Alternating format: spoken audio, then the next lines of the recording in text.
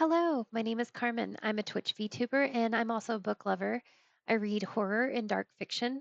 As always, I'm open to suggestions, so please post your recommendations in the comments. This week, I've had a couple of sick days. I have got a little bit of a cold, so you might hear that in my voice, and I'm a little congested. So bear with me, we'll get through this. I haven't read as much as I have wanted to this week. I've done a lot of doom scrolling and watching other Twitch VTubers play, but not a whole lot of reading myself. I did manage to finish the book we're going to talk about today, and that is In the Miso Soup by Ryu Murakami. It's translated to English from Japanese by Ralph McCarthy. It's about Kenji. He's an unlicensed nightlife guide in Japan. He's hired by an American tourist named Frank, and that could be a pseudonym. We don't know. As Kenji begins to show Frank around the seedier side of Japan, he begins to suspect that Frank is a serial killer. There are some murders that have occurred where it's kind of coincidental that Frank showed up at the time, so there's that air of suspicion there. What I did like about this book is given the context, it could have been more perverse and gone in a more gory direction. Obviously, the cover you see looks a little suggestive and seedy, but it really doesn't necessarily go there. The book talks more about the attitudes of the Japanese towards American in the sex district, which Kenji is hired to show Frank around. And this is post AIDS crisis. The Japanese club owners are very leery of outsiders in this district. It also describes the American attitudes towards other cultures and the expectation of similar morals in those countries. If you've ever been to another country where there's American tourists, you do see that a lot, that the Americans have what and generally so an attitude towards being in another country where they come with their own expectations, and you're a guest in another country, so you should behave appropriately. This is coming from another American. And so the book leaned more into the personality of Kenji and also club owners, some of the sex workers, and other people that are involved in that industry.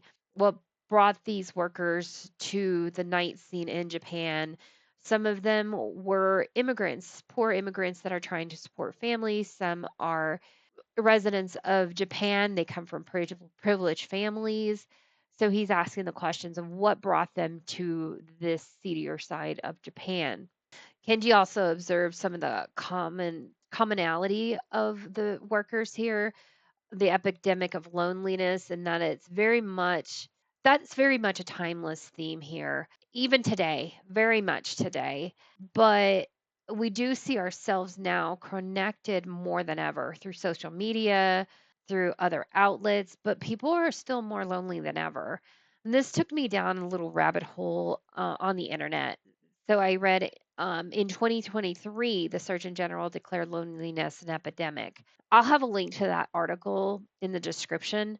This book was published in 1997, but the issues associated with loneliness are timeless, and they cross boundaries of countries and economics. It goes across generations and cultures. There are content warnings that I should tell you about with this book. There is gore and there is some sexual acts.